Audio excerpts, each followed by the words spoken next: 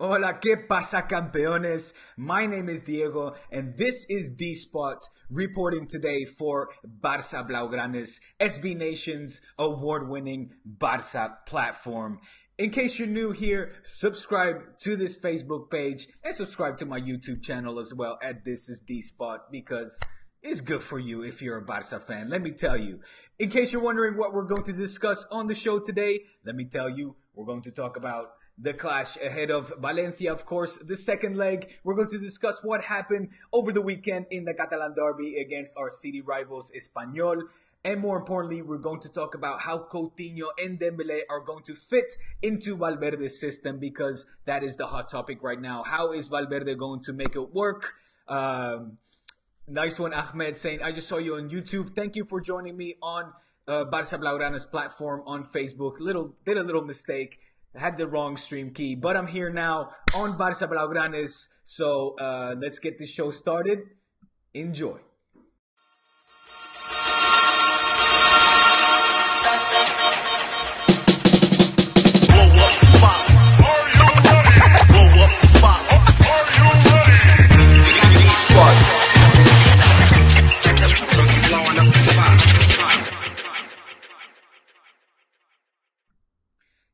Yes, I of course had to show off that awesome intro, that new intro that dear friends of mine put together.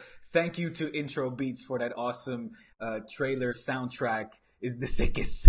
And thanks to my best of friends, of course, Nevin, Big Sweats, aka Big Sweats, for that logo. Ahmed is saying your intro is so cool. I agree. It is the dopest. It is so sick. And I love it. I have to show it off at any occasion. I have it on repeat during the day, just nonstop. I love it. Can't get enough of it. So maybe you like it too. I see Friendy. I see a lot of people already blowing up the chat, blowing up the spot and blowing up the chat. Ahmed, Adrian, Thomas, Mohammed, Omar, Ahmed, Sara Saadi, I'm eating fish. He's eating some fish. That's good for you, JC. Get that fish down your son. Fish, of course, very important source of protein. And I'm a big fish eater myself. Trying to cut down on the meats. Funny that you bring that up, Sad. Trying to cut down on the meats. Just, not going full on vegetarian or vegan, but just being conscious of what of my intake for moral reasons, for health reasons. So I'm with you on that one. More fish, less meat. All right. In any case, like I said before, if you're new to this channel, consider subscribing at least. If you're a Barça fan, Barça Blaugranes is where the best of the editors on Barça News are at. We're going to go switch over to the Twitter feed in just a bit and see what the headlines are discussing. In the meantime, of course, keep blowing up the chat with your questions. I will get to those shortly. The first news, which I'm sure some of you guys will already be trying or be talking about, Gerard Piqué, yes, he is out for 2 weeks. It is confirmed. I'm kind of excited about this. Maybe the most excited I've been about an injury, and I'm sure I'm not the only one because, to me, that pretty much guarantees that we will see Yerry Mina, the dancing cumbia star of Colombia, finally make his Barça debut. The fitness of Gerard Piqué has become of concern after the centre-back reportedly picked up a knee problem towards the end of Barcelona's 1-1 draw at Espanyol. The injury comes at a bad time with Thomas Vermaelen also injured. Of course, we all know that Masche has departed to China. So, Yerry Mina yet to play a single minute for his new club. Will it mean that he will finally play? I think it will. I think we are ready to see this exuberant Colombian central defender, make his debut, and I'm really curious to see, how exactly he's going to fit in the system, what Valverde has in store for him. Not so much his position, of course, but if he can adapt to the Barca system and how quickly he will. So that's something to look forward to. As soon as Thursday, of course. I mean, Thursday we have the clash, the second leg against Valencia in this Copa del Rey semi-final. Finished 1-0 in favor of Barca last week, of course. So will we see him start this Thursday? Time will tell, my friends. Over to more PK news. Probably the most talked about topic, which, you know, besides the results, the 1-1 draw was, of course, PK silencing the Español faithful, mandando a callar a todos los aficionados del Cornellà, silencing the Cornellà after, ironically, putting in the equalizer after having suffered immense amounts of abuse, not only in that game, but it's become a regular thing, unfortunately, for our quote-unquote captain or presidente, I should say, even. I was very happy for Piqué that he got the equalizer, that he managed to get on the score sheet. In fact, it almost seems like it's a certain. Every time he plays Espanyol, he gets a goal in. You know, he manages. It seems that he's a little bit more motivated to get in a goal against Espanyol, and I love that kind of stuff. However, Tebas came out and said, could Piqué be punished for the celebrations? His answer was that he should. Now, here it says the committee will rule if the gesture is punishable, but we will take it to them for them to make the decision, Tebas said. The regulations make it possible that certain ways of celebrating goals can be considered a provocation. We have to highlight the fact that Espanyol worked well, and until that moment, Piqué's goal, there was not a single insult aimed at Piqué's family, which is something La Liga was worried about. That is news to me, to be honest, because from what I was hearing in the stadium and as well on the radio, they were commenting about it. The abuse was pretty much a constant thing. So the fact that they're saying now that Piqué was only being insulted after his goal, I think is questionable. Questionable to say the least. Let me take a couple of questions. I see Ashutosh saying, I don't think it was an outrageous celebration.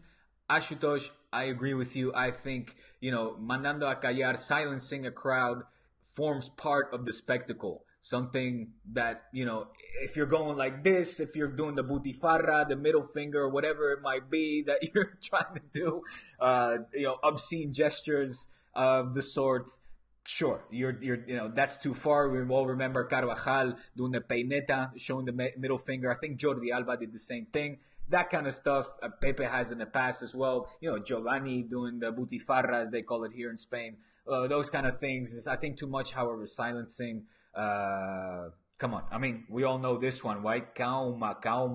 Ronaldo doing the calma gestures, all those things. That was never talked about in the past. I think Raúl famously did that as well after scoring the equalizer in the Camp Nou back in the late 90s, I believe it was. Nothing was ever said of the sort. No, that was a while ago. But I think this is fine. You know, that's my personal opinion. But keep telling me what you think, as Ahmad is saying, I hate Tebas. What about the Getafe game? Who will partner with Yerry Mina? That's, of course, ahead this weekend. The Getafe game ahead. Who will partner with Yerry Mina? Well, we'll see. We'll see if Vermaelen will be fit. That is to be seen, my friend. I have no news on that topic. But what I do want to do is quickly switch over to something that has been on my mind during this time, something that actually concerns me a lot, a big deal. And that is the following: how Coutinho and Valverde, Coutinho and Valverde, no, but Coutinho and Dembélé will fit in this system. Now, you know, we've seen Dembélé, of course, participate very briefly. Nothing that we can draw conclusions on, at least from my perspective. I think we have a lot more to see from that, from his respects, as well as Coutinho. Coutinho just playing minutes, mere minutes. So for me, not something that I can draw definitive conclusions. Although on social media and in the media, they're already. It seems the trend right now is to say that Dembélé and Coutinho cost way too much money and they're a failure. That's it. Well, forget about it. Throw your hands in the air. It's been wasted. Too much money. What has Barca done? They're a failure. Okay. All right, fine. If that's the narrative that you want to take, then, hear me out. I was going to say, I'm not going to argue with me, but hear me out at least, because too much money, yes. It's a lot of money. It's a lot of money what we got for Neymar as well. And right now, what we paid for Coutinho and Dembélé in fixed costs has been exactly what we received for Neymar. 3 million more. 3 million more. Okay? In total, it was 225 million what we spent right now on Neymar on Dembélé and Coutinho.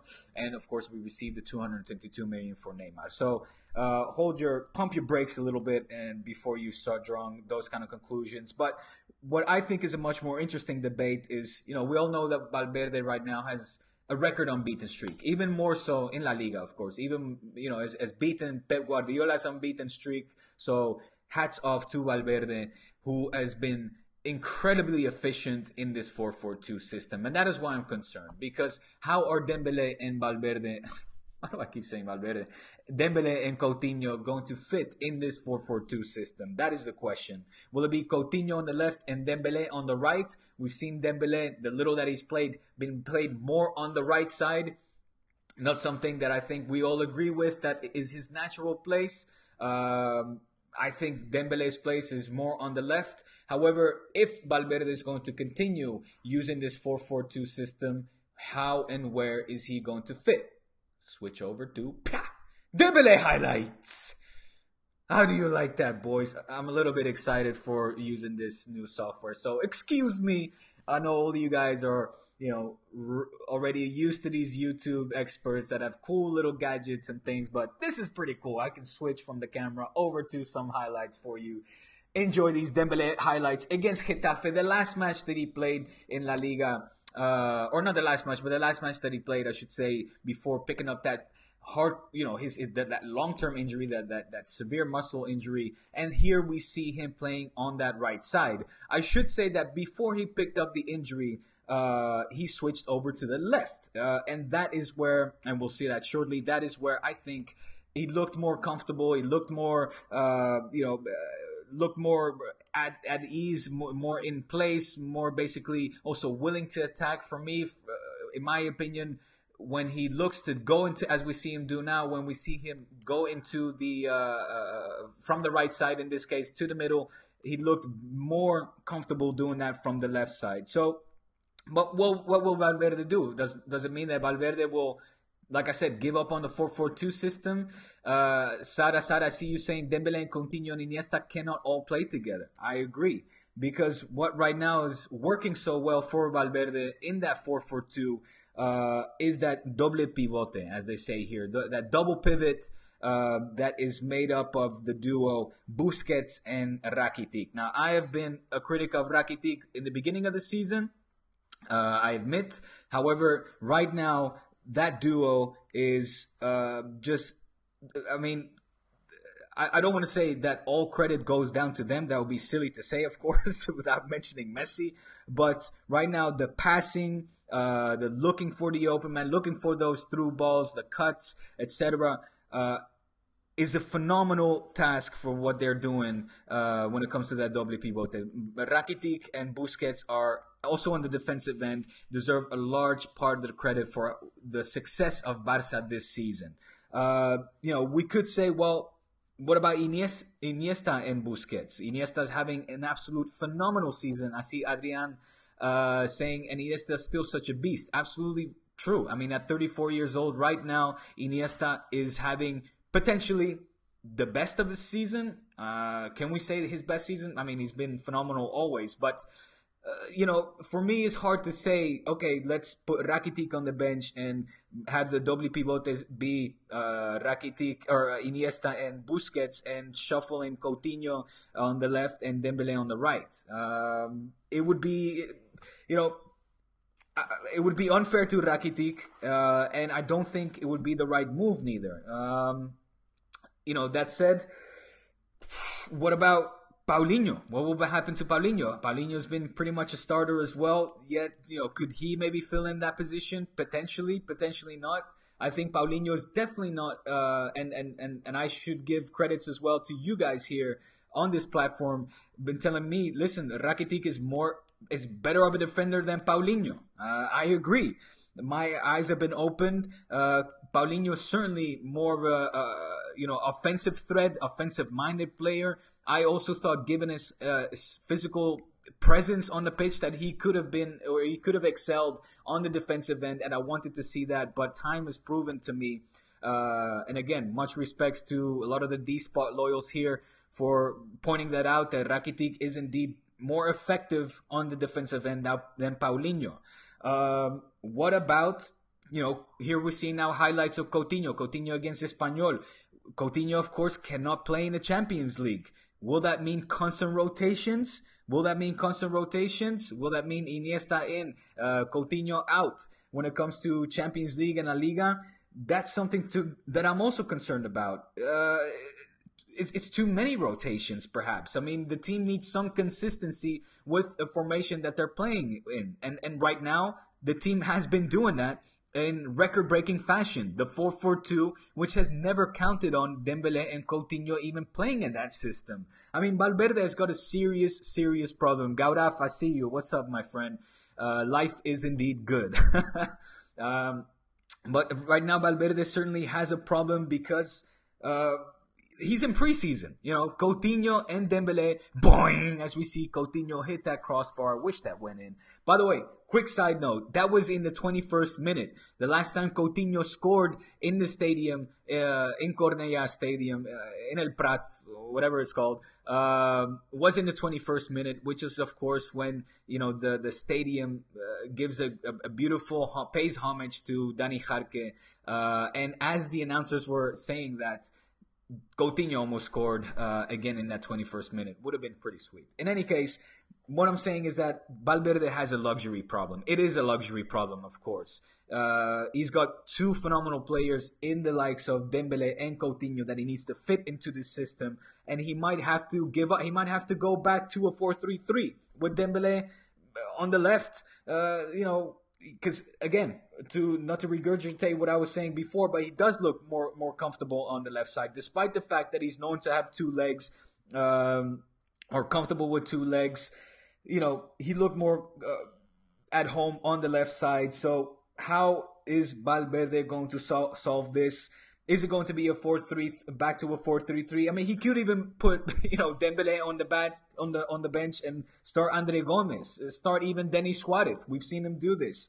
What is against teams that sit back, and like we saw Valencia do last week, Barca almost looked a little bit uncomfortable with these new players trying to fit in Coutinho. It looked a little bit awkward with a team that is comfortable in speculating, in absorbing pressure, the likes of Valencia. I'll tell you what, guys, this upcoming match on Thursday is going to be ginormous. Probably the biggest match that we are playing all season. In fact, hands down, the biggest match that we are going to play, that we have played so far this season. Not only for the players that are playing, we're talking formation, we're talking, a lot of switches on defense. Whew. I mean, to go back, take into account that right now, Valverde is in preseason mode, guys. I mean, this is normally stuff that a manager has to deal with, come June, July, at the latest August, maybe a little bit of September, but not something that, he has to deal with in mid-season after having had the most successful start in the club's history. I don't know. I'm curious to know what you guys think. I'm going to go over to your thoughts as we see Sergio Garcia spitting some racist insults to Big Sam Umtiti. What's going on, Big Sam? Get him, boy. Get at him. Don't let that little perico talk nasty to you. Of course, it's been confirmed, or at least, Garcia himself confirmed that he crossed the line by on Instagram giving a half-ass apology for spitting just unnecessarily racist insults. We don't want to see any of that. No, sir. No intolerance or racism in this game, especially not when it comes to Big Sam Umtiti, the biggest. I mean, the best central defender right now in the world. Another thing, I'm not something that's on my list of things to discuss, but that 60 million buyout clause. How the hell is it possible that no club has come yet to snatch him up? I'm pretty sure that the directivos, that the board of the directors there probably have told his manager saying, don't you worry, Big Sam. We got you covered, boy. We're going to give you a nice big old check come summertime. That's what I think. They must have discussed it because 60 million buyout clause in this current market is absolutely nothing. Gaurav saying, did he use the N-word on Sam? If by N-word you mean negro, yes. In Spain, I should say as well, negro means black. Black people are called negros. They call themselves negros. It doesn't translate to the English version of where Negroes, a very old primitive term, of course, that is no longer used. However, in Spain, that is still used, but it doesn't have the racist connotations. So it wasn't so much for the fact that he used negro, because somos blancos, whites, blacks. That's just how we are called. You call different races according to that color when it comes to white and black. But he said negro de M, M being he said negro de mierda. Mira, lo voy a decir. He said it. I didn't say. I'm just quoting him. Negro de mierda is the words that he used, which means translated means you black piece of sh. So that is what he said. He confirmed it. Sergio Garcia confirmed it on Instagram. He apologized, entre comillas. It wasn't really a heartfelt apology, but pissed Big Sam off, and we don't want any of that. Ahmad is saying, hashtag no for racism. I agree. Let's see if La Liga, Gauraf is saying La Liga being accused of being racist. Yeah, let's see if Tebas comes out and instead of talking about this, let's see if he denounces those racist comments. In any case, I'm a little bit being sidetracked. 60 million buyout clause, Big Sam, let's renew his contract. But what do you guys think of the 4-4-2 formation? It has given us all the success this record-breaking season so far. I want to see more of it. Of course, I want this winning streak to continue. Yet, we all want to see the likes of Dembélé and Coutinho shine. Valverde's got a problem. Un problema de lujo, a luxury problem, as I mentioned. But how is he going to figure it out? How is he going to deal with it? That is the big question, and that is what I'm wondering. Would love to know your thoughts.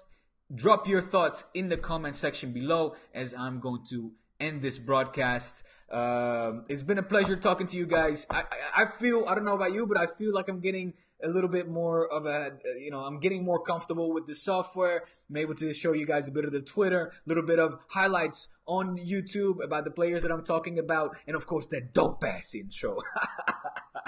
So, I hope you guys enjoyed, and sorry I'm not taking a lot of your questions at the moment in the live chat. Not as much as usual, as I see Ashutosh saying try vegan. Yeah, that is something that I'm eventually going to get to. I'm certain. At the moment though, I love a little bit of meats, I love a little bit of fish, but I'm lessening my intake. I'm being more conscious about what I consume for moral reasons and health reasons, absolutely. But a little bit here and there. I mean, I live in Spain, guys. El jamón de aquí es que es delicioso. It's delicious, which is the weakest excuse. A lot of meat is delicious, pero es que a veces me gusta pecar. I'm a sinner. I'm not a perfect person. I'm a sinful person, okay? I was a born sinner according to Catholicism. Not that I am religious, but I was a born Catholic. Emmanuel is saying, don't you think our coach is playing with our team Don't you think our coach is playing with our team with his team selection? Well, that is exactly what I'm discussing. I mean, it's a gamble right now, right?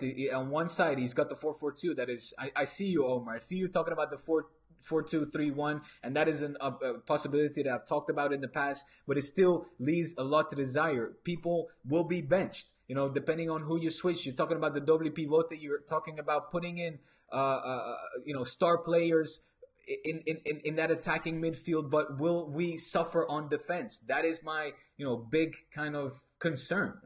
Right now, how many goals have we conceded? I think it was 7. or 8 maybe by now over the weekend, 8 goals in all season. We have a tremendous defensive record that, I want to continue. I would hate to see our defensive end being sacrificed because we try to stuff that attacking mid and front players, that last third of the pitch, because we have so many star quality players. So I'll leave it up to Valverde. Hats off to him so far. He's been doing a tip-top, phenomenal job. And, we're here to analyze. We're here to critique and discuss. And I just wanted to throw it out there. So, like I said, I'm going to cut the broadcast. That is it for today on Barca Blaugranes. Make sure you subscribe to this channel. Make sure you continue to drop in your comments in the comment section below, because I do get back to you. Yes, sir, I do. I always do. I make time to answer your questions, at least as many as my time permits. And make sure you jump on over to my YouTube channel, D Spot, and subscribe there as well, because I post more Barca related news on that channel. All right, guys, have a beautiful day. We will talk very soon again. Thursday, the second leg against Valencia, so we'll probably chat on Friday, although I'm just thinking Saturday, we have Saturday kickoff again at 4:15, so maybe the next D-Spot episode will be held out until after the match against Getafe, so we're looking at Saturday afternoon. Next D-Spot on Saturday afternoon. Next Barca Blaugranes will be next week, this time. All right? That's all, guys. Thank you again. Visca el Barça. And nada más.